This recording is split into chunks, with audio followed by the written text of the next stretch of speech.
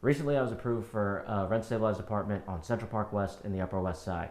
I got the apartment by moving in with my grandfather. People are always like, how do you scheme one of these things? And the truth is, there is no scheme. I had to get the apartment through what's called succession rights.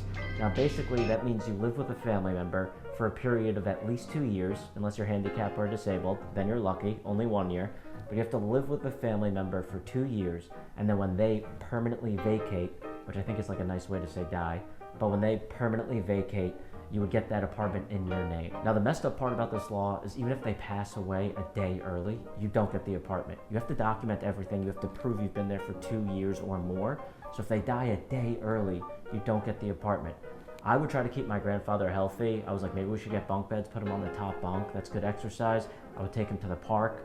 I would feed him food, but all he wants is cookies all the time. But in the back of my mind, there was always this thing, like if he dies within a week before that 2 year period, I probably will weekend at Bernie's him. There was a lot of drawbacks. The apartment when I moved in was a complete wreck. I found a mouse skeleton, which I think is the most horrifying thing you could expect to find in a New York City apartment. I couldn't really bring girls back. There was like an old man smell to the apartment. I'm a 34-year-old man, but I look 25. I smelled 86. But overall, it was a great experience. I got to bond with my grandfather. We would watch Seinfeld together.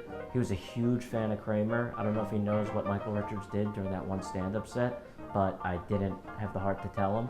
We would smoke weed together. Here's him passing me a few joints. Sometimes he would smoke by himself and he would light the joints off of the stove, and I would just hear the clicking stove as he was getting high in the living room.